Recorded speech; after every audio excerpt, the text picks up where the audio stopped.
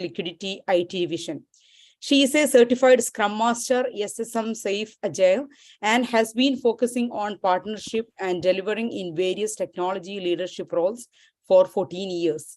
She has been the Credit Suisse Ambassador for Women in Leadership program across financial industry to Women's Bond Club in New York, and is the founding member of the non-profit organization for working women of Central New Jersey called Women at Workspace.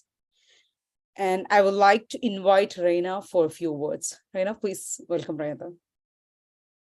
Bismillahirrahmanirrahim. Rabbi shrah li sadri wa yassir li amri wahlul 'uqdatam min lisani yafqahu qawli. Ameen ya rabbal alameen. Jazakallah khairan, Femina. Alhamdulillah. I'm really grateful and humbled to have been called upon as one of the panelists here.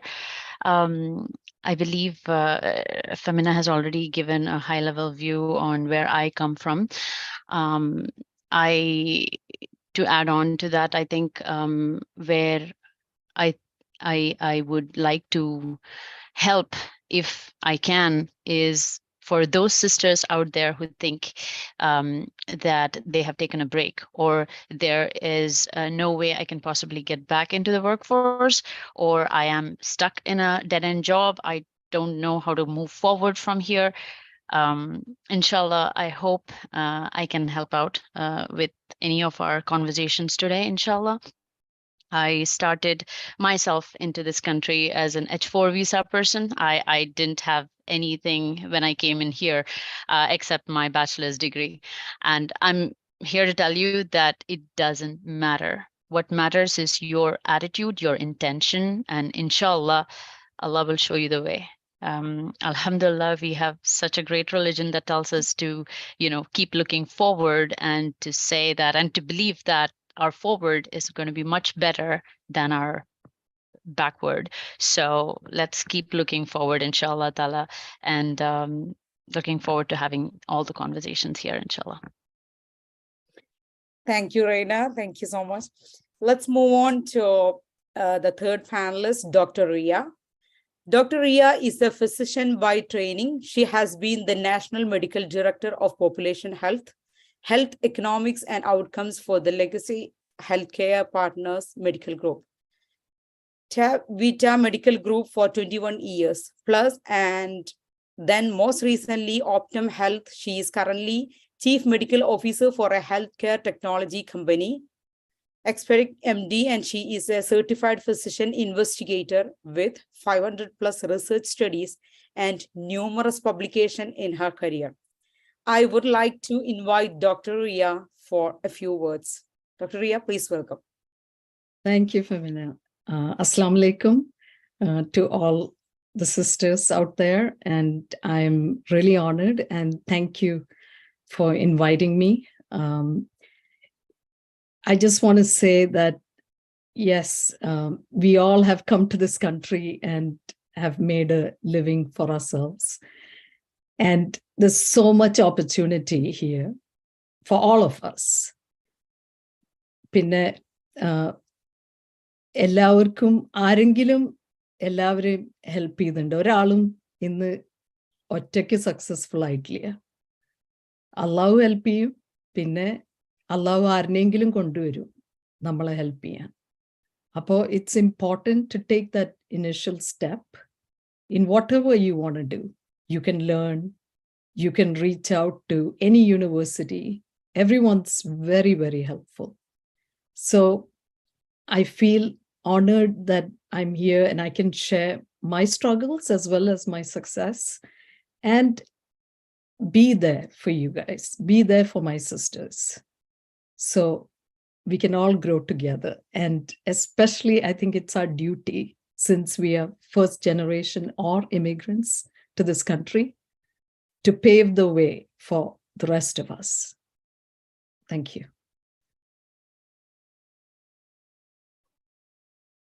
Thank you, Ria. And let's move on to the next panelist, Shahina Korshiri from Nashville. She is currently working as a design engineer in Industrial Power System Division, Caterpillar at Illinois. And she completed her BS in Electronics and Instrumentation Engineering from Calicut University and her MS by Research in Electrical Engineering from North Carolina Agricultural and Technical State University with a research focus in digital signal processing. She is an active member of the Society of Women Engineers and currently serving as an executive committee member of the Kerala Association of Nashville. I would like to welcome Shahina Koshiri for a few words. Shahina, please welcome. Assalamu alaikum wa rahmatullahi wa barakatuhu. Thank you, Femina. Thank you for having me. I'm so excited and thrilled today to join all these wonderful panelists and wonderful ladies out there, our NANMMA women sisters out there. Huge shout out to NANMMA Women's Forum for organizing this important and much needed career guidance session. പറഞ്ഞതുപോലെ ഞാൻ വളരെ പിന്നെ എന്താ പറയാ നിങ്ങളെല്ലാവരും ഏത് രീതിയിലാണ് നിങ്ങൾക്ക് കരിയർ ഗൈഡൻസ് വേണ്ടത് എഞ്ചിനീയറിംഗ് സൈഡിൽ I am more than happy to help you, more than happy to guide you all through this. And so എനിക്ക് പറയാനുള്ള ഞാൻ പിന്നെ let me quickly walk you through my career journey. The intention is to give you an idea of what are the things you can do and be successful in your career life. So, ഞാൻ BTech കഴിഞ്ഞ ശേഷം teaching ആയിരുന്നു engineering college. അത് കഴിഞ്ഞതിന് ശേഷം ഞാൻ ഇവിടെ വന്നതാണ് to pursue my masters. So, completed my masters in electrical engineering. അതിൽ ഞാൻ പിന്നെ immediately ഞാൻ എടുത്ത start എന്ന് പറയുന്നത് research focus. So I started as a research analyst position at physiology and pharmacology department at Wake Forest University, North Carolina. Then ഞാൻ അവിടെ work ചെയ്യുമ്പോഴാണ് ഞാൻ കരിയർ ബ്രേക്ക് എടുത്തു. ഞാൻ വിചാരിച്ചു career break will be 2 months or like 6 months. പക്ഷെ ഞാൻ 4 years career break എടുത്തു. Then after that, actually, now I'm with an industry called Caterpillar. And I'm working as a design engineer there. So, so and their background is, teaching to research to industry, right? So, always remember, you don't have to pursue a career based on your degree. You can pursue a career in any field as long as you are passionate and motivated. So, think about this, right? A music major can pursue a career in medicine, right? The only thing what you have to do is to take some extra courses in that particular career, right? So we have tons of opportunities out there. And as Dr. Shaija mentioned, it's America is a land of opportunities, right? So I'm here to, either help career guidance. If you need, you can reach out to me. Yeah. Assalamu alaikum. Thank you, Shahina. നമുക്ക് survey നടത്തിയിട്ട് ഒത്തിരി questions കിട്ടിയിട്ടുണ്ട്. ആ ക്വസ്റ്റ്യൻ്റെ അടിസ്ഥാനത്തിൽ നമ്മൾ കുറച്ച് അത് categorise ചെയ്തിട്ടുണ്ട്. അതുപോലെ നമ്മൾ പാർട്ടിസിപ്പൻസിനും ക്വസ്റ്റ്യൻസ് ചോദിക്കാനുള്ളൊരു അവസരം കൂടെയാണ് അടുത്തത്. Next is Q&A session. So പാർട്ടിസിപ്പൻസിന് അവർക്ക് ഹാൻഡ് റേസ് ചെയ്യാം, അല്ലെങ്കിൽ ചാറ്റ് ബോക്സിൽ ക്വസ്റ്റ്യൻസ് റെഡിയാക്കുക. ഇവരെ 4 പേരെയും നമുക്ക് ഏത് തരത്തിലും നമ്മളെ സഹായിക്കാൻ റെഡി ആയിട്ടുള്ളതാണ്, ഗൈഡ് ചെയ്യാൻ, മോട്ടിവേറ്റ് ചെയ്യാൻ. So participants, let's maximum utilize them. And so if you have any question, you can put on the chat box, അല്ലെങ്കിൽ you can raise your hand so we can unmute you. Q&A സെഷന് വേണ്ടിയിട്ട് I would like to invite Ma'am C and Shabna. Ma'am C is working as Salesforce software test lead, and Shabna is a MTech in computational linguistics from Kerala Technological University. So I would like to invite Ma'am C and Shabna. Ma'am C and Shabna, please welcome. Hello, sisters. I'm Shabna Nasser from Seattle. Hi all. Assalamu alaikum. I'm Mamsi from Atlanta. Shabna, you can start with it. So let's move straight into the question and answer session. നമുക്ക് ഒരുപാട് questions കിട്ടിയിട്ടുണ്ട്. അതിൽ നിന്നും ഏറ്റവും കൂടുതൽ ആളുകൾ ആവശ്യപ്പെട്ടിട്ടുള്ളതും അതുപോലെ relevant ആയിട്ടുള്ള കുറച്ച് ക്വസ്റ്റ്യൻസ് സോർട്ട് ഔട്ട് ചെയ്തിട്ടാണ് ഇവിടെ ചോദിക്കുന്നത്. So let's begin the session with Dr. Ria Pulcharam. Ria, നമുക്ക് കുറെ leadership role related questions വന്നിട്ടുണ്ട്. So എന്തൊക്കെ opportunities ആണ് for women in leadership roles here in US, especially for Muslim women to get into executive leadership roles, and what are the challenges and scope? Thank you. So I think there's a lot of opportunities for women in general to be in leadership positions, and that doesn't discriminate if you're Muslim or you're, any other religion. So I just want to give a little bit of my own background. So I grew up in Sharjah, UAE, and then went to Europe to medical school and then came to UCLA. I did not want to practice medicine. I wanted to do more research and maybe become a scientist. Maybe even, I was very interested in drug development, bring new medications to the market, especially for cancer. So I was doing a lot of work around that. Then I realized in the US, healthcare is really, as advanced as US is, we are number 32 in quality and number 1 in expense.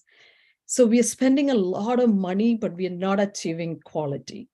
So that's why I wanted to learn health economics. Once I really started educating myself in research, in 2001, I was hired by a large medical group called Healthcare Partners to really start designing their care pathways for high-risk elderly patients with multiple chronic conditions. So I did that, and the organization grew, and then I became the national medical director for population health. It was acquired by DaVita, and then in 2019 by Optum.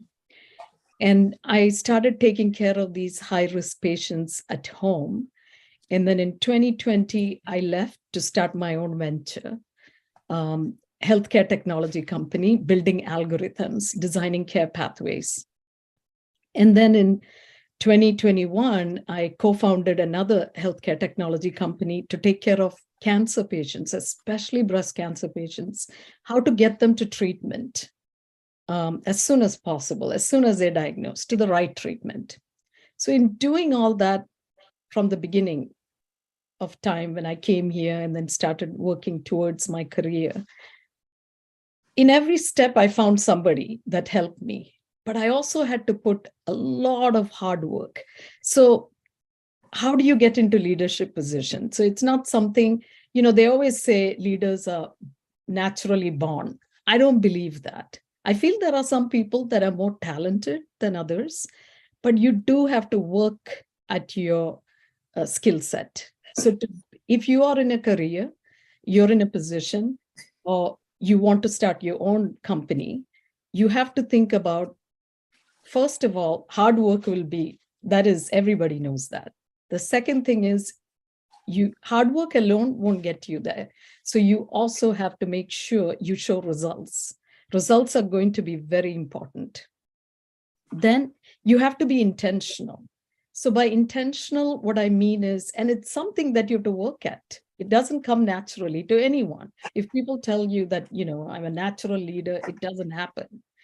Yes, you may be a little bit more talented, but everybody can work at it and get better than the talented people, right? So being intentional is making sure that anything we do, we are, working hard at that, but at the same time, we're also on time for meetings. We show integrity in the work we do.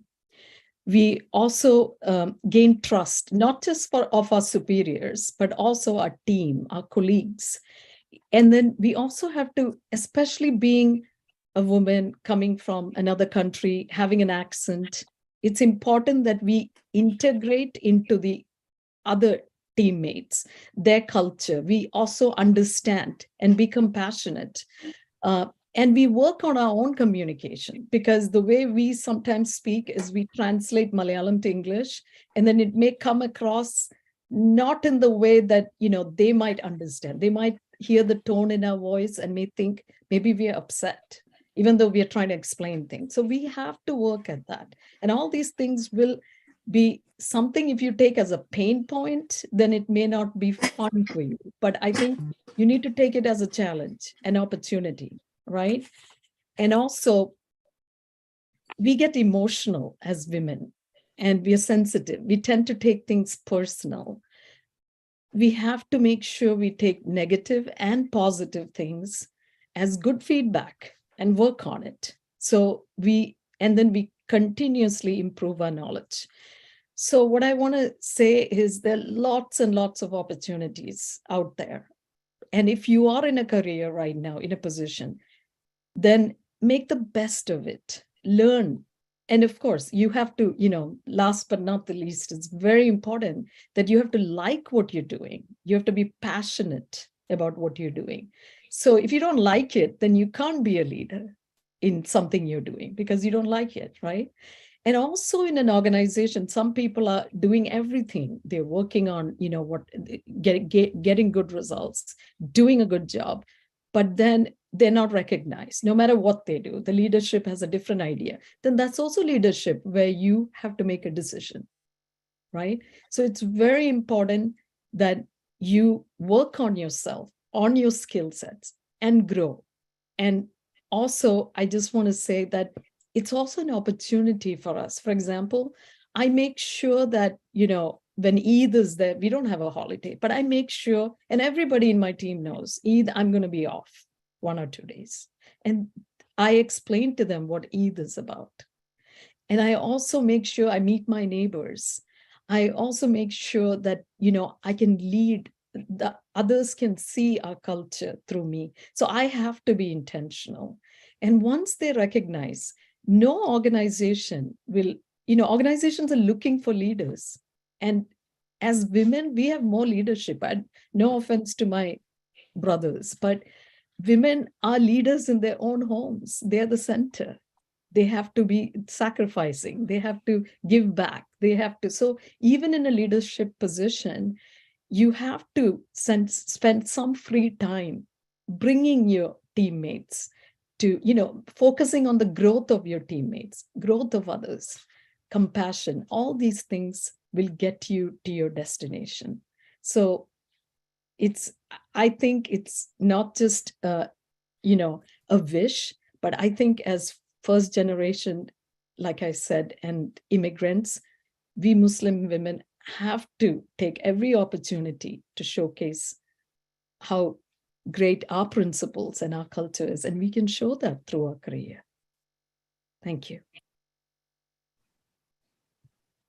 Thank you, Ria, for that excellent answer.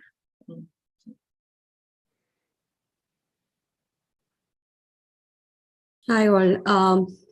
ഞാൻ പറയാം next question വന്നിരിക്കുന്നത് assign to Shaina Kushery. ഇതൊരു common question ആണ്. I think almost എല്ലാവരും ഇവിടെ വന്നിട്ടുള്ള women's face this one. This is related to H4. So someone asking that how can I start my career without the EAD? So H4 വിസയിലാണ് wait ചെയ്തിരിക്കുകയാണ് EAD. So any option to get a job in that time, like the waiting period, she can, what are the opportunities, what are the options she has to take? Thank you, ma'am. It's a very good question. So EAD, I think, now I think we have two group of folks here, like maybe H4 with EAD and H4 without EAD, right? So then I would suggest, of course, if you are directly trying to get into a workforce, that would, let's say you have a BTech or a BE 4 years degree from India, right?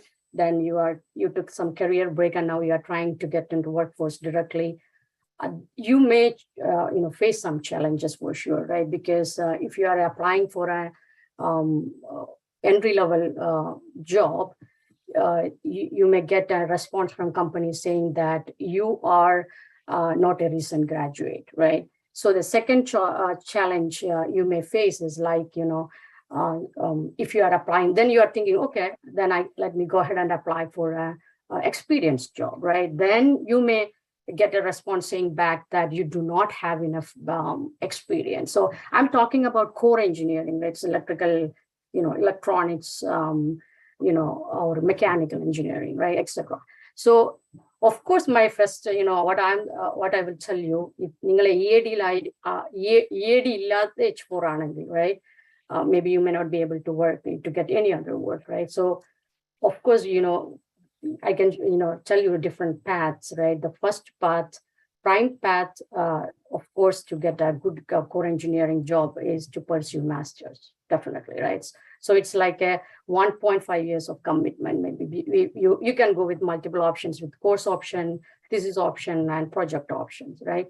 So you can, each time period you can masters towards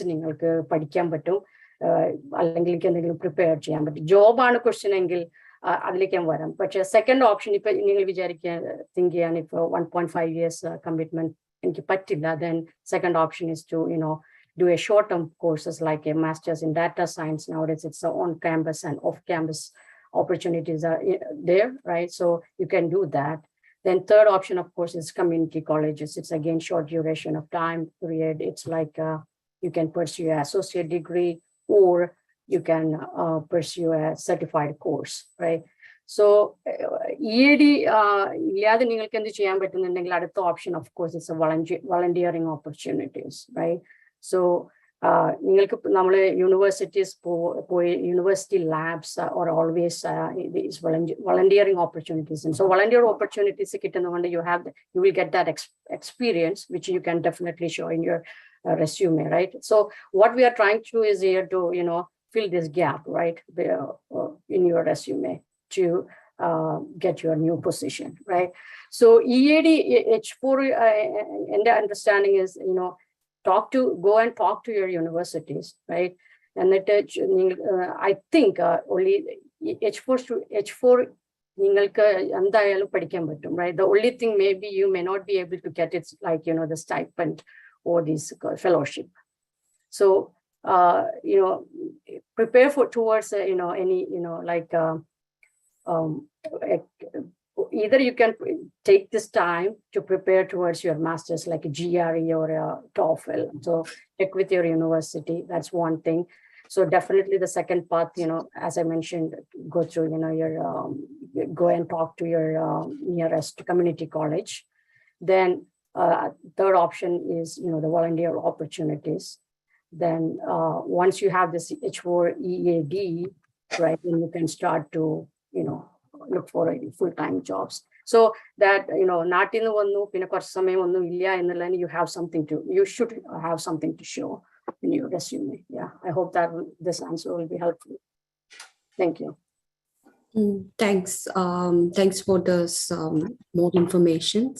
I hope everyone like it. And I would like to pass to Shabna for the next question. So അടുത്ത question വന്നിട്ടുള്ളത് data science അതുപോലെ artificial intelligence related question ആണ്. So miss Raina, what are the opportunities in data science and artificial intelligence for people who graduated in machine learning, deep learning, or NLP like courses? So how could they find a job as a fresher? As we know, most of the companies prefer experienced candidates. So what are the possibilities, and what's your advice? Right. Jazakallah khairan for that question. That's an excellent question. And it's the buzzword, right? Everybody wants to be part of the artificial intelligence world or the machine learning world. And especially if you have a degree in data science, then all the more reason that you have to work in that field. It's not like one of the other fields where you learn something, but then you decide to work on your own on whatever you like or whatever job is available. Data science is very specific. And for that reason, people who go into it are focused, want that particular thing. And they exactly know where their career is going to go forward. The problem, as the question stated really, and thank you so much for whoever asked this question in the survey, is always the problem is that how do we make that breakthrough into the corporate world? That is always the problem. And once you make that big breakthrough, then the next problem is how do you go about it? So I always like to tell my mentees, and in this case as well, that you have already succeeded. Half your battle is won because you found your why. Finding your why is the hardest thing, especially for a fresher. Finding your why. And I would like to also refer to my esteemed panelist, I think Ria mentioned about her why. She found her why when she saw the statistics, and she saw that US is number 1 in expense and number 32 in actually quality of the medical stuff. And she wanted to do something about that. That is where you shine. When you know your why, then, as I said, half your battle is won. So in this particular question, when the person who is moving in that direction already knows that machine learning, computational linguistics, NLP, which is the next big thing or is already here, deep learning, which we are all trying to master, all of these, when you know that this is where you want to get in, then your why is already, your niya, the intention is already solidified. Like Nabi Sallallahu Alaihi Wasallam said, actions are judged by intentions, by the niya, or what niya you have. And so every man will receive whatever you have intended. So if your niya is to do data science, what is the next step? The opportunities you will have is to work, and I work in an investment bank and in big data, AI, ML projects. The kind of opportunities I see data scientists who I interview come in are data scientists and data engineers, people who graduate out of machine learning, deep learning. They usually come in to be data analysts, data scientists, data engineers. Less of being data engineers, more of being data scientists, because they want to work with the data, they want to understand the patterns in the data, come up with algorithms, and try to customize the algorithms to what the client needs. So that is the kind of opportunities that such a field will place, and the kind of job responsibilities that you will have will be more on researching and writing algorithms and some amount of writing code to answer the questions about data sets, determining patterns. The fundamental part of data scientists usually involves group work in obtaining the data, understanding the data, analyzing it, all of that. So the best career path for a fresher to start would be to look for startup companies. Startup companies, machine learning startup companies usually are always in need of data scientists who are freshers, who are hungry like you are. The person who asked this question is, to do something different, to do something new, and in a new workspace because you've never worked before. So because of that reason, startup companies are always looking, machine learning startup companies are always looking for interns.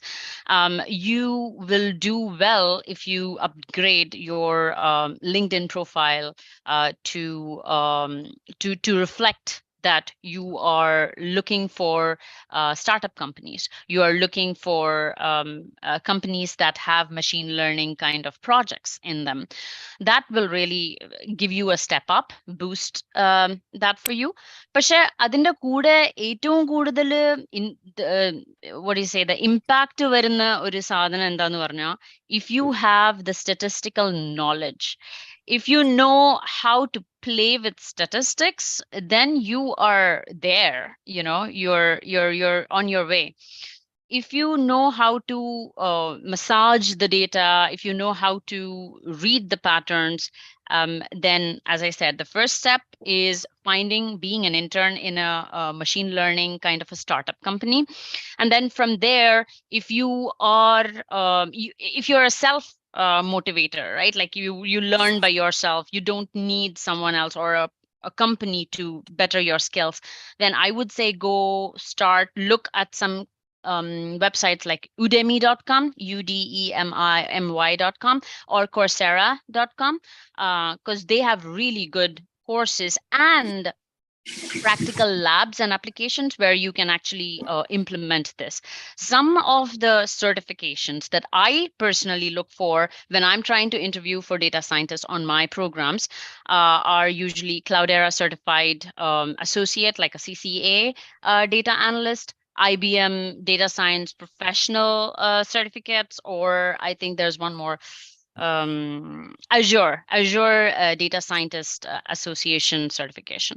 So a person who does not have a prior coding experience or a mathematical background usually takes them like somewhere around 7 to 12 months of like really intense studies to become an entry level data scientist. So if that is inshallah your journey, then may Allah reward you. And I hope I answered your question. Ameen ya Rabbal Alameen.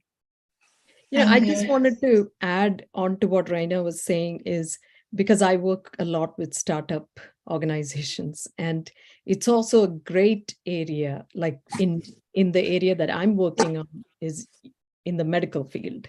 So we are often looking for people with this background, even if they don't have experience and they have the interest. We would love to train them. If it's medical area that you're interested in, it's also important to learn that subject matter. Absolutely. Yeah. Good one, Rhea. Thank you. Thank you, Rhea, and thank you, Reena. That was a wonderful answers for. It was a clear answer actually. So, Mamsi, you can carry. Yeah, next question is related to medical, and I would like to give this question to Shaija Kuti. And this is related to medical students. So they were asking, how can a medical student start their career here once course is completed from India? And any recommendation for the colleges and getting to enroll easily?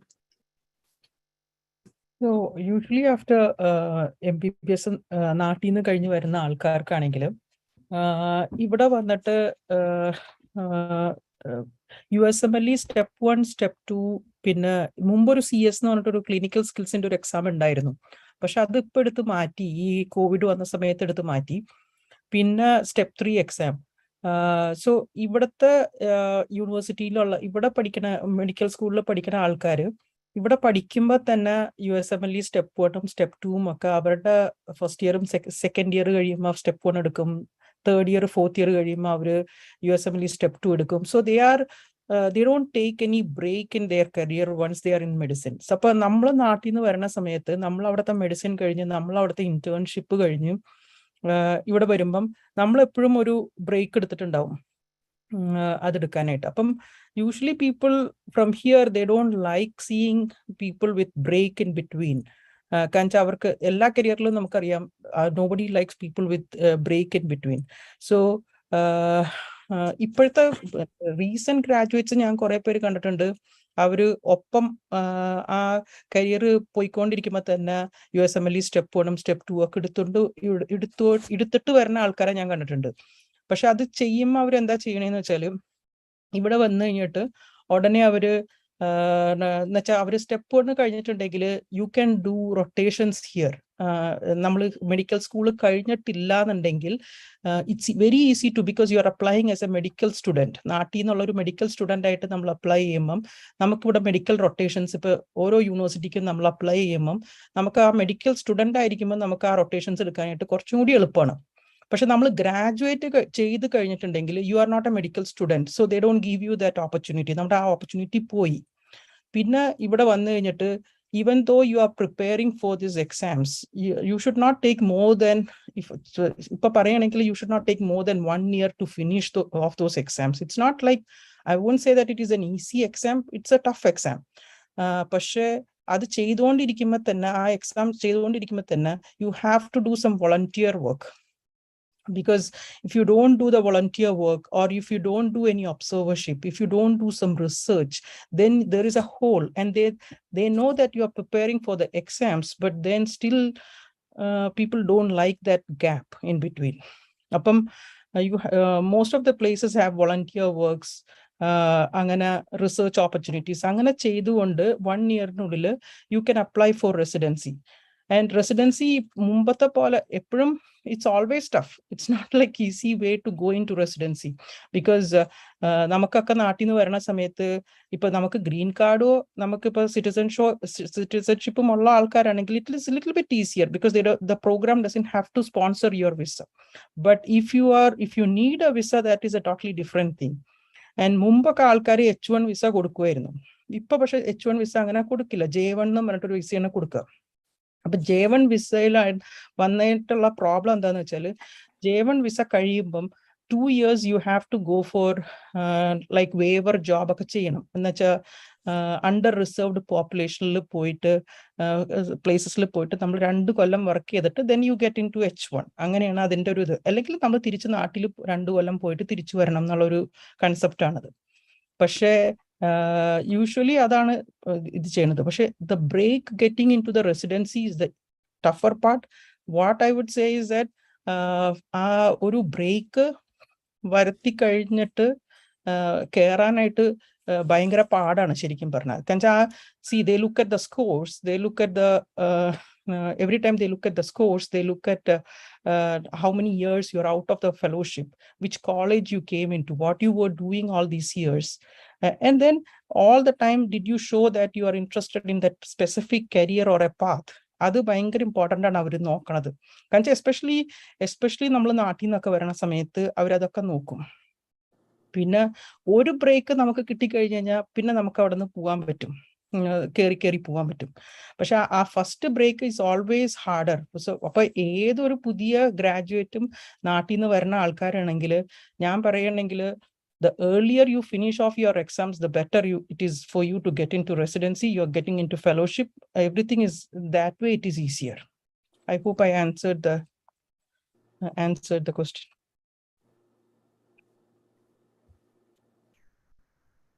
Thank you, Shajikutti, for the good explanation. And Shabna, you can take the next.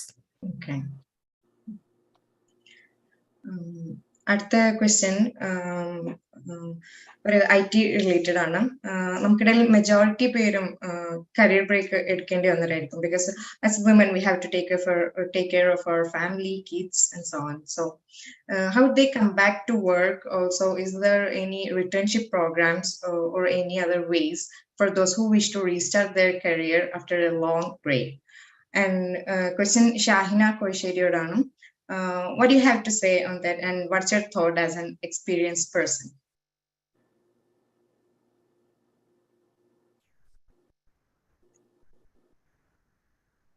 Okay, yeah, excellent question. So എനിക്ക് എന്തായാലും അത് വളരെ appropriate ആയിട്ട് answer ചെയ്യാൻ പറ്റും. So ഞാൻ mention ചെയ്ത എൻ്റെ ഇൻട്രോയിൽ ഞാൻ കരിയർ ബ്രേക്ക് എടുത്തിട്ടുണ്ടായിരുന്നു.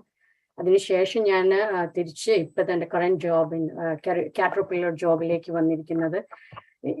നിങ്ങൾക്ക് എല്ലാവർക്കും യൂഷ്വലി നമുക്ക് എല്ലാവർക്കും അറിയുന്ന internship, right? This is totally different returnship opportunity. So it's a very good opportunity. Actually, it is exclusively targeting this folks who took career break, okay? Just for the who took career break, right? So companies are offering returnship programs.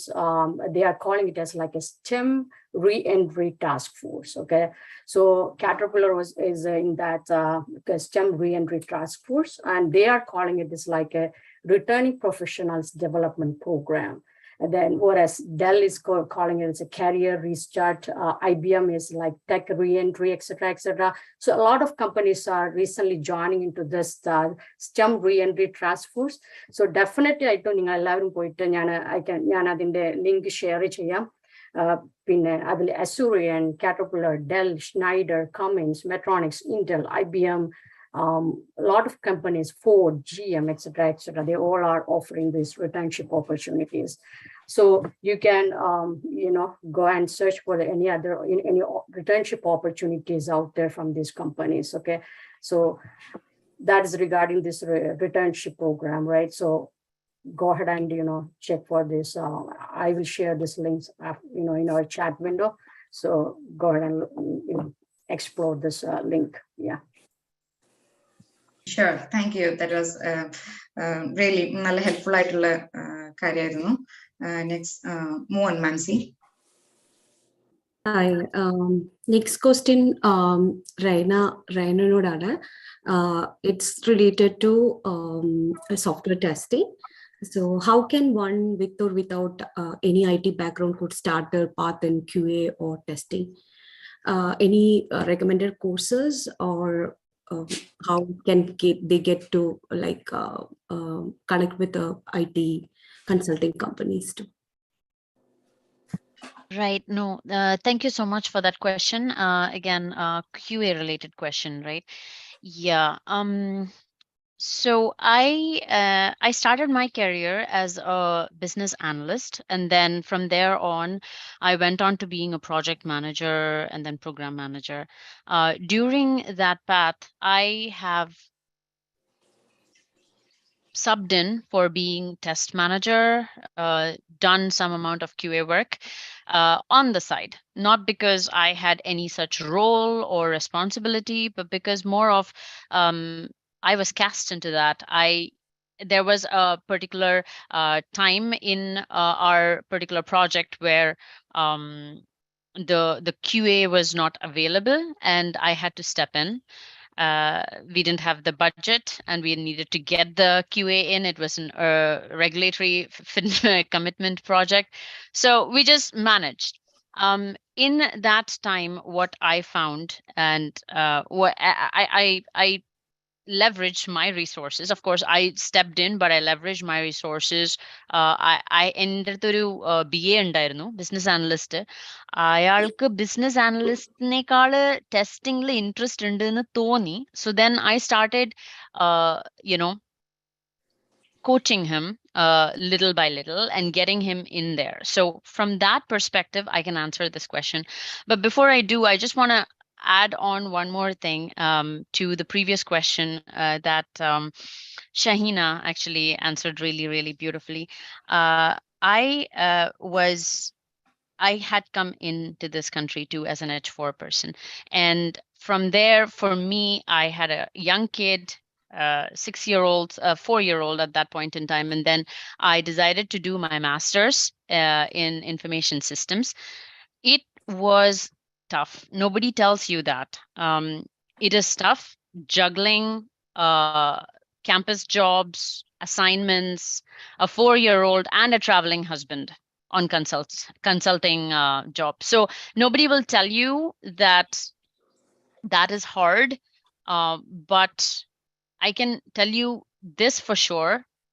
Inshallah, if you put in that effort to get out of that 5-year period or whatever that break you took, whether it's 16 years, I have friends who have had 10, 16 years worth of break, and alhamdulillah, they have fantastic jobs right now.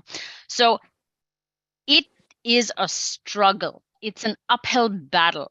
And there will be many moments during that time where you will want to give up. You'll be like, this is it. I can't do it. But push through, push through with that like full firm belief in Allah's qadr that it's going to come. Your good times are going to come. Inshallah, you will see the fruits of it. But just remember to push through that break period. Inshallah, you'll come out successfully. So coming back to this question, the QA part, what I found is that now your specific question was around in QA, how do we just to reiterate the question, right? In QA, how do you start the background with or without IT background? How do you start in QA? The best way I can see forward is through doing courses, of course, putting yourself back through school to do it. Online, if you're a self-starter, again, online courses like Coursera, udemy.com, those really help. Okay. But I believe in my introduction, Femina was mentioning about how I'm a founder in one of the nonprofit organizations here in New Jersey for working women. So out of one of those career panel discussions, what came out was there was a lot of strong interest in QA, and we put together a QA and Agile and how it works together. So me being a Scrum Master, we put together, me and some of our QA friends, we put together a sort of a 2-day boot camp course for our sisters here in central New Jersey. Idipo Malayalis matra aയിരുന്നില്ല. This was related to our local masjid. We had organized it, and alhamdulillah, it was very successful. We actually were practically able to walk them through how to do things for actual QA testers. So I would suggest that NANMMA, ഞങ്ങളുടെ ഈ community there are so many women, so many men who are successful testers, test managers in senior positions. So they should definitely put together some kind of a 2-day or 3-day workshop for this purpose. But what I can tell you right now, what you can do immediately is there is a website called upwork.com. And what that website does is it has a twofold kind of a purpose. Again, going back to the why of why you do things, very important.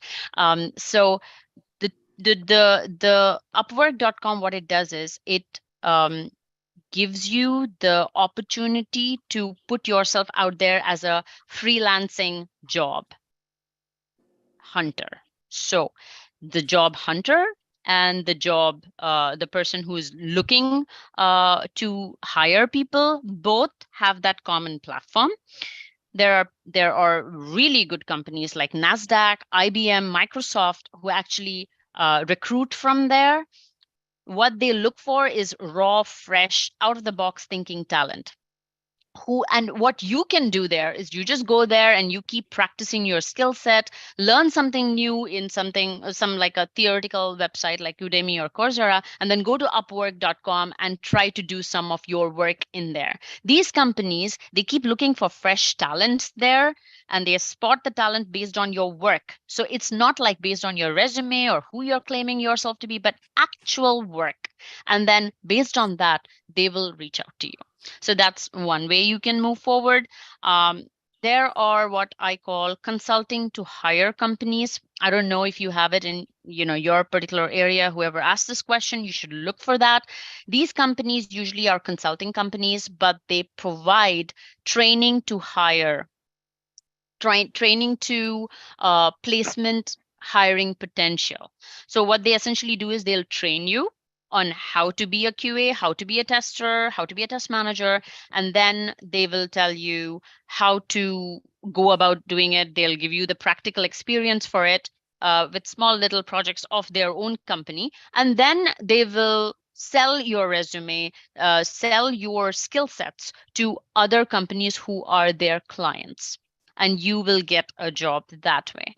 So update your resume in LinkedIn to reflect your interest. These companies usually are sitting out there, but they'll go through LinkedIn and they try to pull your profile based on that. You can also proactively look for those kind of companies in your local area. But with respect to recommendation on training, so the typical QA training, it takes like 6 to 10 weeks. If you have a boot camp, like a really good, I think there's something called devmountain.com. So that one, it takes like a 6-week boot camp. Go for it. That really helps. And if you're specifically asking for a course recommendation, I'm biased. You shouldn't be asking me that, but I am biased towards machine learning and artificial intelligence. So I'm going to tell you that if you're going to want to learn QA and you're looking into having a job in the future holds big data kind of platforms, and big data platforms have what you know as APIs. So go for API testing related courses that will really help you out. It's the new buzzword, not new, but it's the buzzword. So there are, I can even tell you there's something called it's a practical website, Postman. Yeah. I'm sorry. Postman is a tool. It's a website which is actually an API client. It's used to develop, it's used to test, share, you can document APIs. what it does is it will essentially API is a mode of transportation between the different components. To put it very layman terms, between the different components in IT, APIs are what move data around. So they send a message to the server, and the server sends the message back. So it's essentially like a postman, gives the letter, takes the letter back, and brings it back to the post office. So the postman tool actually helps you practically do it and gain confidence in what you're trying to learn theoretically in other websites. But that is one of the many tools out there. So Google's your best friend. Just make sure you really thoroughly use that tool, Google. But other than that, I think I was able to train my BA to become a test manager. He helped us out that year. He stayed with us for a couple more years, and then now he's a successful senior test manager in California in one of the Silicon Valley companies. So alhamdulillah, that worked out really well for him. He changed his entire career from being a BA to a QA, and I hope it works out for you guys too. Assalamualaikum warahmatullahi wabarakatuh. Thanks, Raina. It was a lot of information you have provided. And if you have any links or any details in handy, just put it in the chat box. It will be helpful for others. And one more reminder, it's ready, the chat box is ready for more questions. If you guys have anything, just go ahead. And Shabna, just go ahead for the next question. Next question is for Dr. Shaijakuti. So how can one who completed nutrition courses and one from nursing areas could step into their career and what all things should be taken care of before walking into their job? So ഞാൻ എൻ്റെ ഇൻട്രൊഡക്ഷനിൽ പറഞ്ഞിട്ടുണ്ടായിരുന്നു ഞാൻ paediatric ഗാസ്ട്രോഎൻട്രോളജി and nutrition ഇതാണ് ചെയ്യണേന്നുള്ളത്. So എൻ്റെ കീഴിലും കുറെ nutrition ആൾക്കാർ work ചെയ്യുന്നുണ്ട്. അപ്പൊ ബേസിക്കലി ഞാൻ അവരോട് പോയാണ് ചോദിച്ചത് ഈ പുറത്തുനിന്ന് വരുന്ന ആൾക്കാർക്ക് എങ്ങനെയാണ് ചെയ്യാൻ പറ്റണേ എന്നുള്ളതൊക്കെ. So usually what people can do is that നാട്ടിൽ നിന്ന് ഡയറ്റീഷ്യൻ കോഴ്സ് ചെയ്തിട്ട് വരുന്ന ആൾക്കാർ 1.5 കൊല്ലം, because you have to get credential to work in this country. So basically what you need to do is that you have to do a program called a didactic program in dietetics, basically DPD nu parayana. Adu ella universityilum has its own criteria. So what you need to do is that you have to get credential to become an RDN, basically registered dietic nutritional idaittu credential cheyanam. Appo adine oru 1 to 1.5 years didactic program nammal cheyidu kazhinjayinu shesham appo namukku aa oru first RDN kittum. Pinna the next thing you have to do is that, like any other thing, you have to work as an internship cheyanam hospital lathu. Appam it's very competitive to get into that internship program. It's like almost ഞാൻ ചോദിച്ച ആൾക്കാരൊക്കെ പറഞ്ഞത് almost 50 to 70% match success rate ആണ് അതിനുള്ളത്. And because that internship program you have to do at least 1,200 hours of internship program ചെയ്യണം. കാരണം ഇത് different, you have to work as an outpatient, you have to work as an inpatient dietitian, അങ്ങനെയായിട്ടൊക്കെ work ചെയ്യണം. So ഇവിടെ ഞാൻ work ചെയ്യുന്ന യൂണിവേഴ്സിറ്റിയിൽ ഹോപ്കിൻസിൽ എങ്ങനെയാന്ന് വെച്ചാൽ ഒരു യുണീക്ക് പ്രോഗ്രാം ഉണ്ട് അതിനു വേണ്ടി. അതെന്താ ചെയ്യണേന്ന് വെച്ചാൽ മാസ്റ്റേഴ്സ് ആൻഡ് ഇന്റേൺഷിപ്പ് ഒരുമിച്ചുള്ള ഒരു കോഴ്സ് ഉണ്ട്. എന്നിട്ട് usually what they do is that is almost like 1.5 to 2 years, but you will be an intern in this program as well as you are doing masters also. Then you can decide which way your career should go into, and then you can take your board exam. Once you take the board exam, then it is easier to get into that namukku dietitian aittakka work cheyan pattum. If anyone who is interested in this dietitian course nathotte kerandadayitte interest ulla aalkarundengil I'm happy to connect with you guys. You can always, I can provide you my email and all those things. ഇവർക്ക് ഇത് കഴിഞ്ഞ് കഴിയുമ്പോൾ email കൊടുത്തു കഴിഞ്ഞിട്ടുണ്ടെങ്കിൽ all the people who I talked to, they all told, oh, just tell them to give me a call, then I can explain to them much more easier. കാരണം എന്നെക്കാളും നന്നായിട്ട് ആ കോഴ്സിനെ കുറിച്ച് പറഞ്ഞു തരാനും അതിനകത്തോട്ട് കരിയറിലോട്ട് കൊണ്ടുവരാനും പറ്റും. Because every university is different, because and then some universities may take your courses, you may not need to do 1 year, you can do like 6 months. അപ്പോൾ അത് ഓരോ യൂണിവേഴ്സിറ്റിയിലും നമുക്ക് അടുത്തുള്ള യൂണിവേഴ്സിറ്റിയിലുള്ള വിളിച്ച് ചോദിച്ചു കഴിഞ്ഞിട്ടുണ്ടെങ്കിൽ നമുക്ക് കുറേയൊക്കെ അതിൻ്റെ ഡിഫറൻസസ് മനസ്സിലാക്കാൻ പറ്റും. അപ്പം that will be the first step to go on with that. Definitely RDN ആയിട്ട് 1 to 1.5 years നമ്മൾ ആ ഡയഡാറ്റിക്സ് ചെയ്താലേ നമുക്ക് ഈ US റിയൽ registered dietitian ആയിട്ട് വർക്ക് ചെയ്യാൻ പറ്റത്തുള്ളൂ. And then once you finish the internship only, they will make you sit for the boards. That's one thing. പിന്നെ nurses-ന്റെ കാര്യത്തിനകത്ത് the issue is that I don't know much about the bachelors in nursing ഇതായുള്ളത്. നമുക്ക് നാട്ടിൽ നിന്ന് കിട്ടുന്നത് registered nursing ഇതാണുള്ളത്. അപ്പൊ regular nursing നാട്ടിൽ ചെയ്തു വരുന്ന ആൾക്കാർ some program may want you to do nursing school, go to nursing school, get credentialed to become a bachelor's of nursing. Then apply for if you wanted to go for masters or things like that, because when you look back you will see many people work as a nurse practitioner എന്ന് പറഞ്ഞിട്ടുണ്ടെങ്കിൽ they are independent practitioners who have their own license.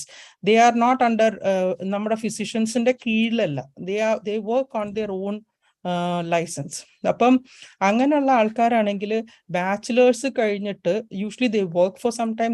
During that working period what they do is that there are different tracks for this, different tracks ഉണ്ട്. അപ്പം ഈ nurse practitioners like paediatrics, adult, family medicine, geriatric, അങ്ങനെ ഒരു 3-4 tracks ഉണ്ട് അവർക്ക്. Then you can decide whether you wanted to go to acute versus primary. Acute means inpatient type of practice വേണോ, primary type care type of practice വേണോ എന്നുള്ളത് നമുക്ക് ഇതാക്കാം. Primary care എന്ന് പറഞ്ഞിട്ടുണ്ടെങ്കിൽ if you see that you work under pediatrics alone or you work under gastroenterology alone, അപ്പോൾ അതൊരു specific ഏരിയയിലോട്ടാണ് നമ്മൾ പോയിക്കൊണ്ടിരിക്കുന്നത്. So basically it's more focused ആയിട്ട് നമുക്ക് പോവാം നമ്മുടെ കരിയറിനകത്ത്. പക്ഷെ നേഴ്സ് കഴിഞ്ഞിട്ട് BSN കഴിഞ്ഞ് masters and then the nurse practitioner, those are the cut down versus it is coming down. Pinna namak some people work on to do this as a like part time aita nurse practitioner job cheyanengile you will finish it in like 3 years, 4 years, like that. But if you take it as a full time thing, not working or anything like that, then you can finish it in 2 years. Appo nammada kuda work cheyna kore nurse maru they work from in the morning to afternoon they work, and then they in the afternoon they go to college. Angana programs under. So you can work as a part-time where you can get the benefits of working, but you are still studying. But it's a slow process. Nurses have a lot of opportunities because COVID what happened was that there was a lot of shortage of nurses. So actually speaking, many people say that even physicians in they were hiring with a lot of money. Most of the programs did not have even nurses, so there were a lot of opportunities for the nurses. അപ്പോൾ nurse practitioner ആയിട്ട് എന്നിട്ട് നമുക്ക് sub സ്പെഷ്യാലിറ്റിയിലോട്ട് പോകാം. There is also doctorate in nursing. ഇവിടെ അങ്ങനെ ഭയങ്കര doctorate in nursing where you can do research, you can do where you can teach and then do research. That is also specific. 1 year നമ്മൾ വേറെ ചെയ്യണം കൊല്ലങ്ങൾ. See, everything as you progress in your career, you have to put in more years to it to go into that career. So break കിട്ടാന്ന് പറഞ്ഞാൽ very easy to get from the RDN to BSN type of thing. Very easy to get that break. മനസ്സിലായില്ലേ? പിന്നെ എന്താ കുഴപ്പമെന്ന് വെച്ചാൽ every state has its own ഇതുണ്ട്, criteria ഉണ്ട് പോവാനായിട്ട്. ഇപ്പൊ Maryland may not be the same as Virginia, because every state has its own criteria, and maybe Kentucky may be different, Nebraska may be different. So you have to go into the specific state and see what is their criteria എന്നുള്ളത് നോക്കേണ്ട വരും. എന്നിട്ട് അതനുസരിച്ചിട്ടേ നമുക്ക് നമ്മുടെ career build ചെയ്യാൻ പറ്റത്തുള്ളൂ. And there is one more criteria where people go into is physician assistant. So what physician assistants do is that they are not independent practitioners like nurse practitioner. The physician assistants work under the physician. But the problem is that, but still they are qualified people, but they have their own practice for them. നമുക്ക് independent ആയിട്ട് practice ചെയ്യാൻ പറ്റത്തില്ല, പക്ഷെ you work under a physician. ഇതാണ് few opportunities in this nursing field. പക്ഷെ അതിന് ഈ physician assistant ആവണമെന്നുണ്ടെങ്കിൽ you can go from a bachelor's in biology or something like that, biological field, or you can go from nursing also. So different ways you can go into that career. I hope I answered it. Yeah, sure. It was really useful. എന്തായാലും അങ്ങനെ nutrition nursing courses കഴിഞ്ഞവർക്ക് വളരെ helpful and useful ആയിട്ടുണ്ടാവും information എന്ന് വിചാരിക്കുന്നു. So thank you doctor Shaijakutty. So അടുത്ത ചോദ്യത്തിലേക്ക് കടക്കുന്നതിന് മുമ്പ് വ്യൂവേഴ്സിനെ ഒന്നുകൂടെ റിമൈൻഡ് ചെയ്യാണ്, നിങ്ങൾക്കും പാർട്ടിസിപ്പേറ്റ് ചെയ്യാം. ഓഡിയൻസിനുള്ള കരിയർ റിലേറ്റഡ് സംശയങ്ങളും ക്വസ്റ്റ്യൻസും ചാറ്റ് ബോക്സിലൂടെ ഞങ്ങളെ അറിയിക്കുക. നമുക്ക് ടൈം ലിമിറ്റ്സ് ഉണ്ടെങ്കിലും കഴിയുന്നത്ര ചോദ്യങ്ങളിലൂടെ ഇൻക്ലൂഡ് ചെയ്യാൻ ശ്രമിക്കാം. സോ മാംസി. ഷബ്ന, ആസ് യു സെഡ്, നമുക്കിപ്പം 2 ക്വസ്റ്റ്യൻ വന്നിട്ടുണ്ട്. Both of them like related to medical. I don't know who can answer it. Like I'm not calling anyone. I'll ask the question. Ninka aarko venengil answer cheyyam. First question: how could a Canadian graduate student get into med school in America? And second one is, what are the exams and the path? I think already Shaijakuti covered this, but you can answer if you have any specific. What are the exams and path to take the US high schooler should follow the get into med school in the US? And please give us a glimpse of expense to study medicine in the US. So first question, ഞാൻ already Canadian graduate is also considered as a foreign medical graduate ആണ്. അപ്പോൾ it's the same path what the Indian graduate who comes from India, they also follow the same path. So usually it is like as I said, I think in Canada you have to take two exams to get into the Canadian schools. ഇവിടെ ആണെങ്കിൽ അതൊരു 3 exams, 2 exams main thing. Step 3 also you have to take it, but to get into residency you don't need the step 3 immediately, as long as you have the visa or anything like that. അപ്പോൾ USMLE step 1, step 2, step 3 എടുത്തു കഴിഞ്ഞിട്ട് you can always apply for US as a US residency time. Application is the same process actually, like any other foreign medical graduate. It is the same process, and I'm happy to talk to them if they wanted more questions and more specifically if they wanted to know everything. As I said, the break is a break. Usually it should not take more than 1 or 2 years of break. When they see the break, then usually, so because if program coordinators or program directors application കാണുമ്പോൾ, there is like score, year of graduation, then number of years out of fellow residency or medical school, all those things they put in the criteria. So ഇപ്പോൾ ഒരു 100 application വരുമ്പോൾ it takes off 25 to 30 applications away. മനസ്സിലായില്ലേ? അങ്ങനെ വരുമ്പോൾ നമ്മൾ ആ ഇതിനകത്ത് ക്രൈറ്റീരിയയെ കൂടെ തന്നെ അവർ സ്ക്രീനിൽ കൂടെ തന്നെ നമ്മളെ പുറത്താക്കും. Then you may have to have some ഇതൊക്കെ നമ്മൾക്ക് ഭയങ്കരമായിട്ട് പുഷോ എന്തെങ്കിലുമൊക്കെ വേണം പിന്നെ അതിൻ്റെ അകത്തോട്ട് കയറാനായിട്ട്, because every year medicine is becoming extremely hard to get into. അതാണ് ഒരു കാര്യം. Second question, what you were asking about the US high schooler should follow to get it. So basic thing for a US high schooler is that when you get into the any programs, so different path people take. Pre-med courses എടുത്തിട്ട് മെഡിസിനിലോട്ട് വരുന്ന ആൾക്കാരുണ്ട്, ഒരു step of people. pre-med course അല്ലാണ്ട് totally different course like data science or something like that they do, and people say that, oh, I changed my career completely and then I come into medicine. അപ്പൊ ഇപ്പോഴത്തെ കാലത്ത് trend എങ്ങനെയാണെന്ന് വെച്ചാൽ everyone likes people not coming in the straightforward pathway. They wanted to see people coming. They think that, oh, അങ്ങനെ വരുന്ന ആൾക്കാർക്കാണ് നമ്മുടെ മെഡിസിനോട് കുറേം കൂടി interest ഉള്ളത്, because they tried a different field and they felt like, oh no, my passion is towards medicine. അങ്ങനെ വിചാരിക്കുന്ന ആൾക്കാരാണ് കുറെ. So most people, what they do is that they take something economics, or they take something business, or they take something else totally different. But during that, when you are in your college, you are still taking courses. You are still taking the courses which is required for pre-med. It's almost like catching your nose from the around, like that you're catching your nose. So you just take it that way, and then the problem, it's very expensive. Okay, getting into medical school is always very expensive, because കോളേജിൽ പോകുമ്പോഴും നമുക്ക് ആ expense ഉണ്ട്. അത് കഴിഞ്ഞ് കഴിഞ്ഞിട്ട് depending upon the university you get in to, it's always like I'm thinking, I haven't looked into the money part that much, but I'm thinking that it is almost like going into an undergrad. How much you are paying, it's similar to that. 40 to 60,000 you have to pay to go, because undergrad നമുക്ക് കുറേയും കൂടിയും സ്കോളർഷിപ്പും സംഭവങ്ങളൊക്കെ കിട്ടും. പക്ഷേ ഈ when you are in the medical school, there is not much scholarship and all is there. You have to pay from your pocket.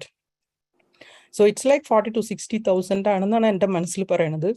പക്ഷെ now things are all becoming more expensive. So definitely it is, it's usually said, ഞാൻ എൻ്റെ നമുക്കൊന്നും അങ്ങനെ നമ്മൾ നാട്ടിൽ നിന്നൊക്കെ വന്നത് കാരണം നമുക്കൊന്നും അങ്ങനെ ലോണൊന്നും ഉണ്ടാവില്ല. പക്ഷെ usually I have asked all the American grads how much do they have after they graduate. They always say that they have a loan of 200 or 250 once you finish medical school.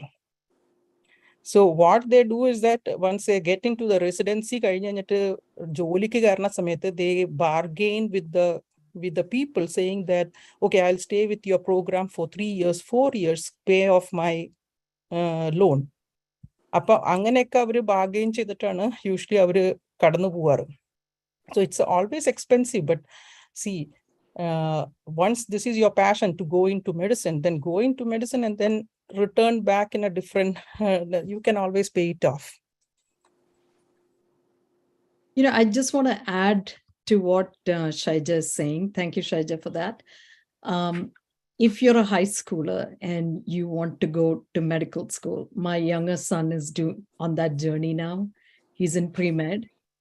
So he, you know, if you're a good student and you can get academic scholarship for your pre-med, then medical school, of course, you have to pay big money here, or you can go outside the US, but at the same time take your USMLE and then come back.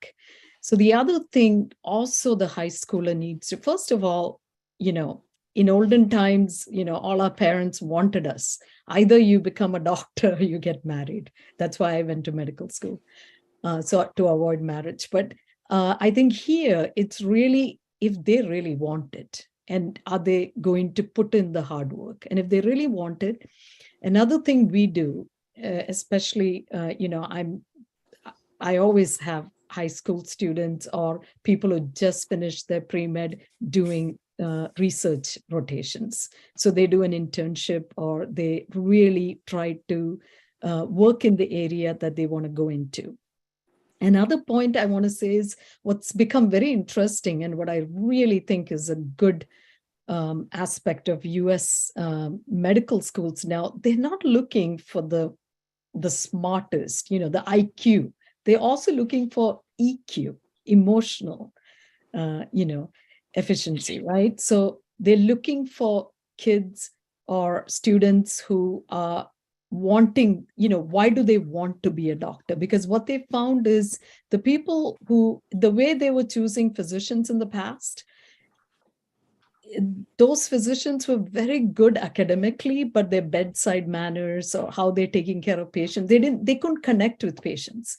And they want to, you know, make sure that you do have that ability to connect with patients as well. So there's lots more opportunities for for students who may not be very good test takers, but they may be very good or they have interest in being a physician as their career path. So there's lots of opportunities in that. And the other thing I want to say is I heard a lot of discussion about having a break and then coming back.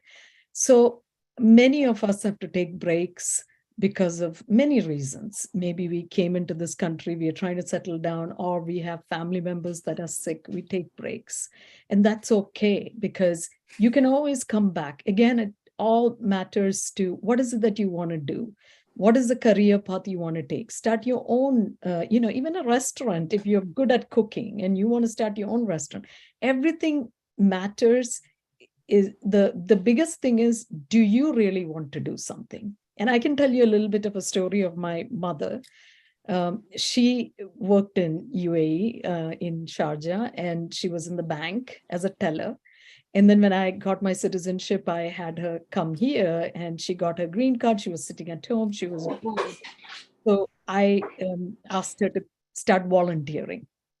And that is a best path, because while you're looking for a job, you can still volunteer. So I got her, she started looking for some volunteering position in a clinic. And she went there and then she realized, oh my God, like everything is so computer, So she is not good at that. So she went to the adult school, started training herself in the evenings. And then she started, they started recognizing her hard work and everything. And now she still works. She's 76 years old. She is working in data entry. So there's so much opportunity. So if my 76-year-old mother can do that, I'm sure every one of you can look for, and we are here and we'll give our information to you guys anytime, like email, cell numbers. You guys have questions, please reach out. But also look out for, whatever you want, start maybe volunteering. Reach out to universities. They're very interested in when you apply. They will give you a lot of information. So that should not be a barrier for any of you. So just wanted to add that there. One more thing I wanted to tell, because when you apply from the US medical school, when you are applying, they definitely look at your MCAT score, and they also look into your university score, it means undergrad score. So people, it's a long run, but if you are really passionate about it, you should go for it. That's what I would say. Because whenever I think about because my daughter, initially in the first 2 years of her high school, she would say medicine, 24/7. She used to say medicine. But then she was doing a lot of research, lot of things like that. And then suddenly she said, I'm done. I'm not going to do into medicine. And she completely changed her path into business. But that's okay. That is what, if she wants to do that, she should do that. Because that time she said, oh, all my friends is still saying medicine. Should I go for it? They always think and they always do that. But it's okay. Whatever is their passion, you should just encourage, and they will find it. That's what I would say. Thank you. Thank you, Shaija and Ria, and get into this question and answer it. And Shapna, you can go ahead if you have any questions. Next one question is for Shahina Qureshi. What are the requirements or application process to admission for graduate schools like MS or PhD?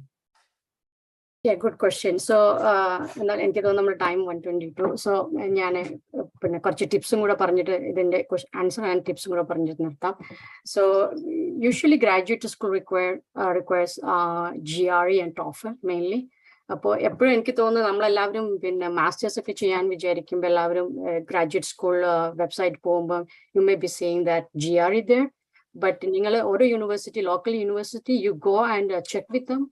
most of them may not be required this GRE for that particular master's program. So TOEFL, it's pretty easy. It's a test of English as a foreign language. The other one, GRE, is a graduate record examination. So അത് കാരണം കൊണ്ട് എനിക്ക് തോന്നുന്നു പലരും അത് ചെയ്യാതിരിക്കുന്നുണ്ട്. So TOEFL എന്ന് പറയുമ്പോൾ just listen, speak, listening, writing, and reading. That's it. And GRE is like, just our basic math and English. So ആ കാരണം കൊണ്ട് ആരും പോവാതിരിക്കരുതെന്ന് പറയാൻ വേണ്ടിയിട്ടാണ്. ഞാൻ ചിലപ്പോൾ GRE വേണ്ടി വരില്ല മാസ്റ്റേഴ്സിന്, എല്ലാ കോഴ്സസിനും, എല്ലാ പ്രോഗ്രാംസിനും. ഓക്കെ. സോ സെക്കൻഡ് തിങ് ഞാൻ പറയുന്നത്, നിങ്ങൾ ഒരിക്കലും നമ്മൾ എന്തിനാണ് ഞങ്ങൾ എല്ലാവരും നിങ്ങൾ പ്രസ് ചെയ്യുന്നത് ഒരു സ്കൂളിലേക്ക് പോകാനെന്ന് വെച്ചാൽ, once you are in a university, നമ്മൾ എന്തെല്ലാം അഡ്വാൻറ്റേജസ് എന്ന് വെച്ചാൽ, നിങ്ങൾക്ക് universities have career cells, okay, to help you with all this resume prep, interview prep, and career fair opportunities are there in all these universities. And even if you are planning to go into a community college, right? So there, career fair opportunities are very, and big tech, giant companies are coming there to hire you, right? So that's a great opportunity for you. So അതുപോലെ തന്നെ നിങ്ങൾ വേറൊരു കാര്യം, അപ്പോൾ എന്താണെന്ന് വെച്ചാൽ നിങ്ങൾ സ്കൂളിലാണ്, you are a current student now, right? So നിങ്ങൾക്ക് അതിന്റെ ആ അഡ്വാൻറ്റേജ് ഉണ്ട്. അപ്പൊ നിങ്ങൾക്ക് റെസ്യൂമെ സബ്മിറ്റ് ചെയ്യാം. അപ്പൊ അവർ നിങ്ങളെ റിയലി ലൈക്ക് ചെയ്യുകയാണെങ്കിൽ നിങ്ങൾക്ക് ആദ്യം ഇന്റേൺഷിപ്പ് വെച്ച് സ്റ്റാർട്ട് ചെയ്യാം. Ask for an internship instead of asking for a full time job. So internship is easy because it's lower level position. So it's easy to get in to. So once നിങ്ങളൊരു company കിട്ടിക്കഴിഞ്ഞാൽ, then it's easy. If they like your performance, it's pretty easy for you to get into a full-time job. Okay. So always, so coming back to your question, so GRE, TOEFL, then of course, statement of purpose from you, then recommendation letters. So those are the main documents needed for this application into GRE, to graduate school. Now, അതുപോലെ തന്നെ വേറൊരു കാര്യം ചെയ്യുന്ന വെച്ചാൽ നിങ്ങളുടെ networking, it's very, very important. Okay, networking. But networking opportunities, നമ്മുടെ locals, നമ്മളെ ഇപ്പൊ ഞാൻ നാഷ്വിൽ, റൈറ്റ്, നാഷ്വില്ലിലെ ടെക് കമ്പനി എല്ലാ പിന്നെ നിങ്ങൾക്ക് കാണാൻ നമ്മുടെ ഇവന്റ്സ് എന്തെല്ലാം ഉണ്ടെന്ന് അതിൽ കാണാൻ പറ്റുന്നുണ്ടാവും. Career fair, big career fairs. അപ്പൊ അവിടെ നിങ്ങൾ നിങ്ങളുടെ റെസ്യൂമെ കൊണ്ട് പോയി കഴിഞ്ഞാൽ you will get an opportunity to meet with all these companies. So അത് ലോക്കൽ തന്നെ ആവുമ്പോൾ നമ്മുടെ കമ്പനീസ് എല്ലാം ലോക്കൽ കമ്പനീസ് ആയിരിക്കും. Okay. So network is very, very important. പിന്നെ നേരത്തെ ഞാനൊരു കാര്യം പറയാതെ മറന്നുപോയത്, എനിക്കറിയില്ല എത്ര പേർക്ക് അറിയുന്നു. ഇപ്പൊ നിങ്ങൾ എഞ്ചിനീയറിംഗ് ആണ് നിങ്ങളുടെ ബാക്ക്ഗ്രൗണ്ട് എങ്കിൽ, there is another opportunity for you to get in to workforce. It's high school teacher. So high school teacher പറയുമ്പോൾ നിങ്ങളെ ഡിസ്ട്രിക്ട് ഓഫ് ഏത് സ്കൂൾ ഡിസ്ട്രിക്റ്റിലാണ് നിങ്ങളുള്ളത്, അവിടെ you look for high schools, they are offering engineering, right? So ആകെ നമുക്ക് എന്തായാലും ചെയ്യുന്ന വെച്ചാൽ, based on your education and experience, you may qualify for the practitioner license. Okay, first you get the practitioner license. It's pretty easy. Then once you have that practitioner license, then you can work there. And I think it's around 18 credits you have to get into the professional occupational license. So in Nashville, high schools, I think they are calling it as academies. They are offering this engineering courses. Even some high schools, they have engineering, like STEM related courses. So ഇത്രയും ഞാൻ ഇതും കൂടെ അതിലേക്ക് add ചെയ്യാണ്. അപ്പോൾ networking is very important. Again ഷൈജക്കുട്ടിയും റൈനയും എല്ലാവരും പറഞ്ഞതുപോലെ തന്നെ, റിയൊക്കെ പറഞ്ഞതുപോലെ, വളണ്ടിയറിംഗ് ഓപ്പർച്യൂണിറ്റീസ് എപ്പോഴും നോക്കുക. കാരണം അതെപ്പോഴും നമുക്ക് റെസ്യൂമിൽ കാണിക്കാൻ പറ്റും. Okay, I hope this is helpful for you all. Yeah, thank you, Shahina. That was really helpful. Femi, എനിക്ക് തോന്നുന്നു നമ്മുടെ സമയം ഒത്തിരി ആയത് കാരണം നമുക്ക് ഫസ്റ്റ് സെഷൻ വൈൻഡപ്പ് ചെയ്യാറായി. So thank you, Shabana, and thank you, Mamsi, for well coordinating the Q&A session. And participants, if you need help or guidance, you can reach out our panelists through Aisha, and they are very happy to help you and guide you, inshallah. So let's wind up the first session. So I would like to say thank you to Dr. Shaija and Dr. Riya Pulicharam and Reina Valapilagat and Shahina Koisheri. Thank you so much for your time. അതുപോലെ ഒത്തിരി valuable ആയിട്ടുള്ള ഇൻഫർമേഷൻസും നമ്മുടെ കമ്മ്യൂണിറ്റിക്ക് നല്ലൊരു അഡ്വൈസും എല്ലാം നമുക്ക് പകർന്നു തന്ന എല്ലാ പാനലിസ്റ്റുകളും thank you so much. And നമ്മളെ ഫസ്റ്റ് സെഷൻ ഇവിടെ വൈൻഡപ്പ് ചെയ്യാണ്, but still we are continuing with our the second session. നമ്മുടെ ഫോട്ടോഗ്രാഫി കോണ്ടസ്റ്റ്, അവരുടെ വിന്നേഴ്സിനെ, നമ്മളെല്ലാവരും കാത്തിരിക്കുന്ന വിന്നേഴ്സിനെ കൂടെ നമുക്ക് കാത്തിരിക്കാം. So please don't sign up. Let's move on to our second session. And thanks again for the career guidance panelist. So let's move to the second session, that is the fall photography contest winners ആണ്. നമുക്കറിയാം photography എന്ന് പറഞ്ഞു കഴിഞ്ഞാൽ ഭയങ്കര interesting ആയിട്ടുള്ള ഒരു ടോപ്പിക്കാണ്. അതായത് നമ്മുടെ ജീവിതത്തിന്റെ പല നിമിഷങ്ങളും പകർത്താൻ പറ്റിയ ഒരു കലയാണ്. ഒരു ഫോട്ടോ എന്ന് പറഞ്ഞു കഴിഞ്ഞാൽ അതിലെ ഒത്തിരി ചരിത്രങ്ങൾ അല്ലെങ്കിൽ ഒരു കഥകള്, അങ്ങനെ ഒത്തിരി ഇൻഫോർമേഷൻ നൽകുന്ന ഒന്നാണ് ഒരു ഫോട്ടോ എന്ന് പറഞ്ഞത്. ഒരു ക്ലിക്കിലൂടെ ഒരുപാട് കഥകൾ പറയാനുണ്ട് ഒരു ഫോട്ടോ, നമുക്കറിയാം. അപ്പം അതുപോലെ ഒത്തിരി ഫോട്ടോസ് നമ്മളുടെ ഈ ഒരു ഫോട്ടോഗ്രാഫി കോണ്ടസ്റ്റിൽ നമുക്ക് കിട്ടിയിട്ടുണ്ട്. അതിൻ്റെ ആ ഫോട്ടോഗ്രാഫി വിന്നേഴ്സിനെ ചൂസ് ചെയ്യാൻ വേണ്ടി ഇന്ന് നമുക്ക് 2 ജഡ്ജസ് ആണെന്ന് നമ്മുടെ കൂടെ ഉള്ളത്. അവരെ നമുക്കൊന്ന് പരിചയപ്പെടുത്താം. First of all, I would like to introduce Sherin Jabbar. She is from Malappuram. She worked as a assistant professor, now professional food and product photographer. ഷെറിൻ്റെ ഫോട്ടോഗ്രാഫി നമുക്ക് ഇൻസ്റ്റയിലും ഒത്തിരി കാണാൻ പറ്റും. So I would like to invite Sherin നാട്ടിലാണ്. ഈ സമയത്തിന്റെ പ്രശ്നം കാരണം ഷെറിന് ഓൺലൈൻ വരാൻ പറ്റാത്തത് കൊണ്ട് we have a recorded video. So Aisha, could you please on that video?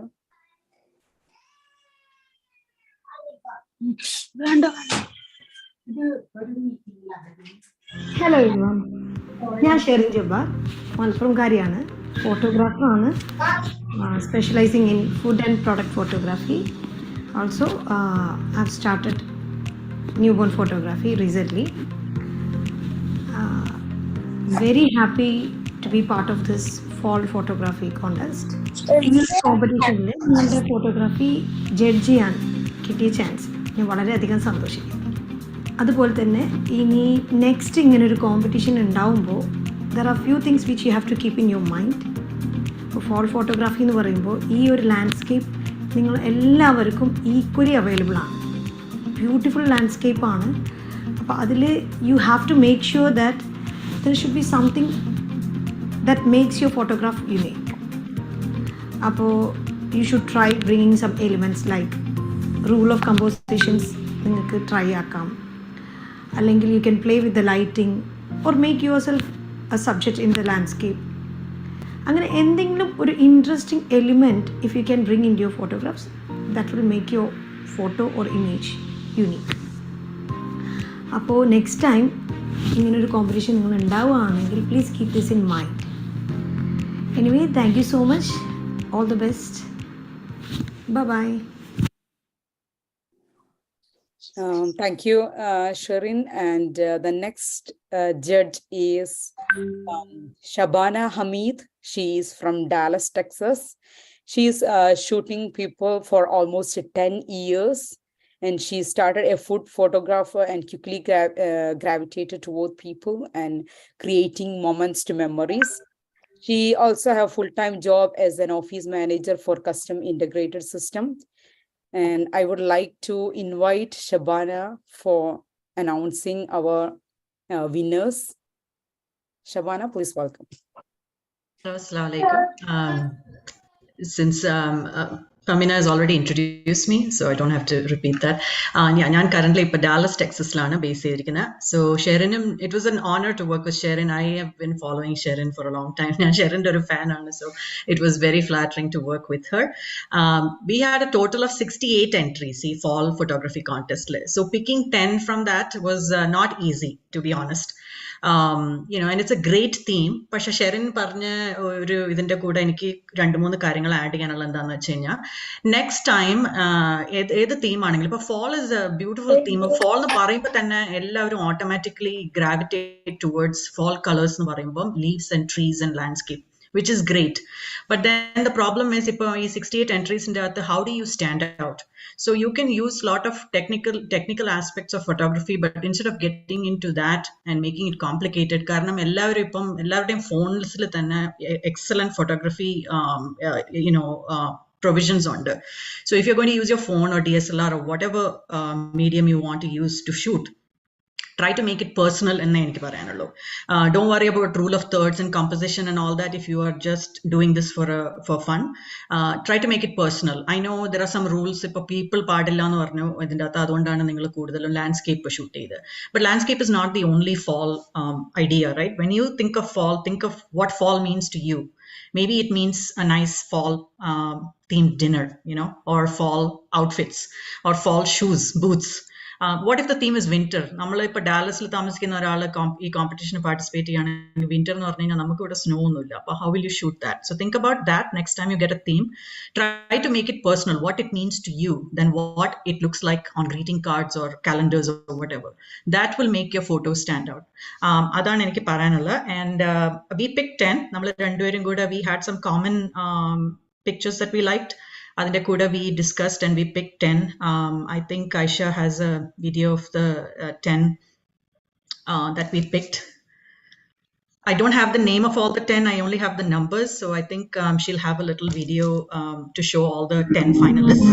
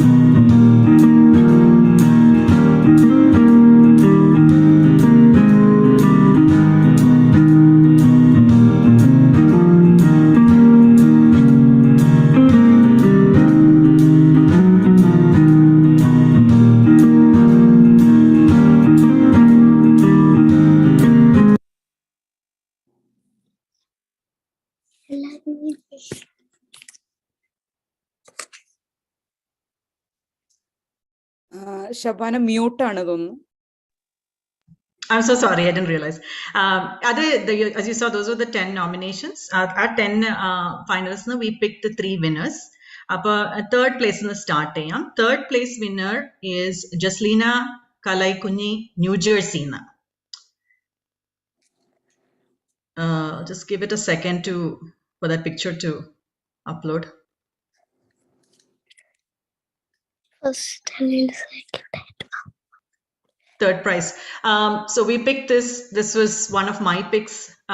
I love this because it has all the different elements of nature, water, air, and all that, trees, and the colors came out beautifully. I think it has a beautiful dimension and texture to it. So that is our third place winner. Congratulations to Jaslina. Any அடுத்தது? Second prize is for Rahima B. Muldin Kutti from Salisbury, Maryland. This was one of both of our favorites, Sherin and Endem favorite. And then that bird made all the difference. It has all the beautiful fall colors, but the bird especially has a point of view. So that makes it apart. There is a point of view in this picture. So adana namakku ishtapettadu idinathu. It really brought out the point of interest in the image. So second place is Rahima B. from Salisbury, Maryland. And now the first prize winner. This also, we both were in concurrence. Sherin and Yanum, Randuverum, we agreed and we both loved this picture. It's Filsa Ahmed from Richmond, Virginia. Idindathu namakku comments parayalanu vechina captured the theme perfectly. And interesting elements of fogum, curves, it made the image very, very interesting and unique. Again, the point of interest is also there. The tree stands out, but then it also adds a lot of dimension and beauty to it. So congratulations to all 3 winners. Onnum kuda repeat cheyam. First place winner is Filsa Ahmed from Richmond, Virginia. Second place is Rahima B. Muldin Kutti from Salisbury, Maryland. And third place is Jaslina Kalaikunni from New Jersey. congratulations to all three of you, and also congratulations to everyone who participated. Excellent job in the time and effort. Thank you, Shabana. And ഒന്നും കൂടെ പറയാണ്, നമ്മുടെ third prize winner is Jaslyn from she is from which state? New Jersey. New Jersey. ന്യൂജേഴ്സിക്കാർക്ക് അഭിമാനിക്കാവുന്ന ഒരു നിമിഷമാണ്. The third prize is goes to Jaslyn. അത് NANMMA sponsor ചെയ്യുന്ന $50 ആണ് അവരുടെ പ്രൈസ് ആണ് NANMMA സ്പോൺസർ ചെയ്യുന്നത്. The third winner, and congratulations Jaslyn. And the second prize is Rahima B. She is from Maryland. Second prize NANMMA sponsor ചെയ്യുന്ന $100 ആണ്. So congratulations Rahima B. And the first is goes to Filsa Richmond. Where to go, Richmond? The first prize is go to Richmond, and that's a Filsa. And the first prize is NANMMA sponsor in the $150 ആണ് first prize winner. So congratulations, and the award money NANMMA will contact you, the winners. Congratulations again.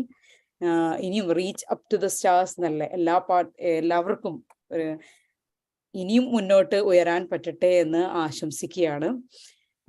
അതുപോലെ പങ്കെടുത്ത എല്ലാ പാർട്ടിസിപ്പൻസിനും ഒത്തിരി നമുക്ക് കിട്ടിയിട്ടുണ്ട്. അതിൽ നിന്നും ഇത്രയും തെരഞ്ഞെടുക്കാൻ സമയം സ്പെൻഡ് ചെയ്ത Shabana and Sherin, thank you so much. അതിൻ്റെ എലമെന്റ്സും അതിൻ്റെ ഈച്ച് ആൻഡ് എവറി ഫോട്ടോസിലൂടെ കടന്നു പോകണം, ഒത്തിരി സമയം സ്പെൻഡ് ചെയ്തതും അതുപോലെ ഈ വിന്നേഴ്സിനെ കണ്ടെത്തിയതിനും thank you so much. And Sherin ഇന്ത്യയിലാണ്, അതുകൊണ്ട് തന്നെ സമയത്തിന്റെ കാരണം വരാൻ പറ്റിയിട്ടില്ല. But still thank you so much Sherin, and thank you so much Shabana. And once again I'm saying thank you to Aisha. നമ്മളെല്ലാവരെയും ഈ ഒരു പ്രോഗ്രാമിലൂടെ യുണൈറ്റ് ചെയ്ത് കൊണ്ടുവന്ന് അതുപോലെ ഒരു കരിയർ ഗൈഡൻസിനും കണ്ടക്ട് ചെയ്ത് ഒത്തിരി ദിവസമായിട്ട് ഇതിന്റെ പിന്നാലെ നടന്നുകൊണ്ടിരിക്കുന്ന Aisha, and also all the members who ഇതിനു വേണ്ടി സമയം ഹെൽപ്പ് ചെയ്തതുമായിട്ടുള്ള എല്ലാവർക്കും thank you so much the participants, and thank you so much the judges and the career guidance panelist, and thank you Shabna, thank you ma'am C. And Aisha, do you want to continue? Yeah, thank you all for attending this event. Once again, special thanks to all sisters who helped put this event together, and great advice for the career panelists. Congratulations to fall photography winners. Inshallah, we can have more such events. And feel free to email me if any feedback. Assalamu alaikum. Thank you so much, and everyone, you can sign off now. Assalamu alaikum wa rahmatullah.